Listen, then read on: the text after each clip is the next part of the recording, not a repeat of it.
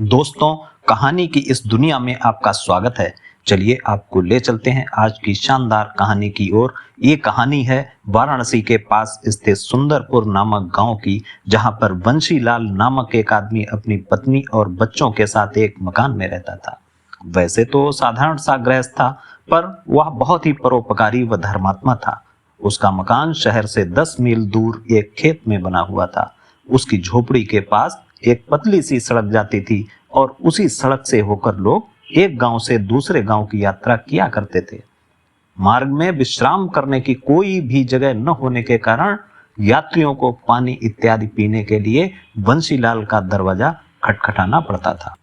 बंशीलाल था ही परोपकारी, इसलिए उन अनजान यात्रियों का उचित आतिथ्य व सत्कार किया करता और भोजन भी करा दिया करता था। यात्रीगण हाथ मुंह धोकर जब बंशीलाल के परिवार के साथ खाना खाने बैठते तो खाने से पहले बंशीलाल एक छोटी सी प्रार्थना करता और ईश्वर को उसकी कृपा के लिए धन्यवाद देता, और उसके बाद अन्य सब व्यक्तियों को भी उस प्रार्थना को दोहराने के लिए बोलता, तो अन्य लोग भी ऐसा ही किया करते।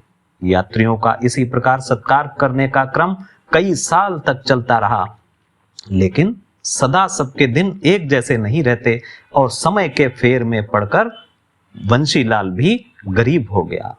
पर फिर भी उसने यात्रियों को भोजन पानी देना बंद नहीं किया, लेकिन आर्थिक अभाव के चलते वह और उसकी पत्नी व बच्चे दिन में एक बार भोजन करते और एक बार का भोजन यात्रियों के लिए रख छोड़ते। उसके बच्चों व उसका पेट भले पूरा न भर पाता हो, पर इस परोपकार से बंशीलाल को बहुत आत्मिक संतोष मिलता। लेकिन धीरे धीरे उसे अपने ऊपर गर्व सा होने लग गया और वह यह समझने लगा कि मैं बहुत बड़ा धर्मात्मा हूं और मेरा धर्म ही सबसे ऊंचा व बड़ा है। एक दिन जब भयंकर ठंड पड़ रही थी तो दोपहर को उसके दरवाजे पर एक थका हारा और परेशान सा दिखने वाला एक बूढ़ा व्यक्ति आया। वह बहुत ही कमजोर था। उसकी कमर कमान की तरह झुक गई थी और कमजोरी के कारण उसके कदम भी सीधे नहीं पड़ रहे थे। उसने बंशीलाल का दरवाजा खटखटाया। बंशीलाल बाहर आया और उस बूढ़े व्यक्ति को घर के अंदर ले गया और उसे आग के पास जाकर बिठा दिया। कुछ देर विश्राम करके बूढ़ा बोला, बेटा, मैं बहुत दूर से आ रहा हूँ, मुझे बहुत जोरों की भूख भी लग रही है। बंशीलाल ने जल्दी खाना तैयार करवाया और जब खाने का समय हुआ तो अपने नियम के अनुसार बंशीलाल ने ईश्वर से प्रार्थना की और फिर उस बूढ़े से भी प्रार्थना करने को कहा, लेकिन वो बूढ़ा व्यक्ति चुपचाप बैठा रहा। इस पर बंशीलाल ने बूढ़े व्यक्ति से पूछा, क्या तुम धर्म पर विश्वास नहीं करते?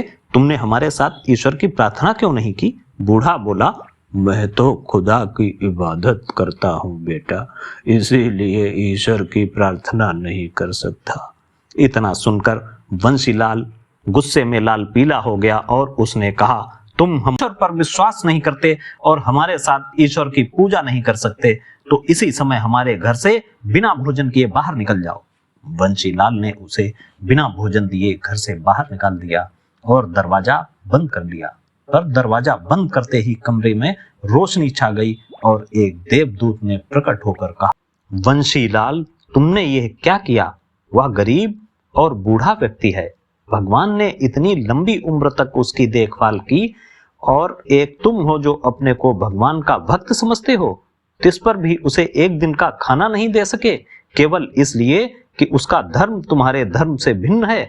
संसार में धर्म भले ही अनेक हों, पर भगवान, खुदा, गॉड, वाहे गुरु सब प्राणियों के परम पिता एक हैं और सबके लिए ईश्वर एक ही हैं। ये भेद तो तुम प्राणियों ने उत्पन्न किया है और कोई भी धर्म मार्गदर्शक होता है जो उसे सही और गलत में अंतर करना सिखाता है। इसीलिए स्वयं भले रहें और बिना जाति व धर्म देखे दूसरों की भलाई का कार्य करते रहें, यही सच्चा धर्म है।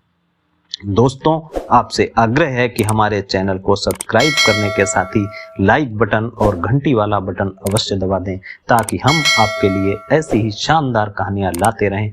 धन्यवाद।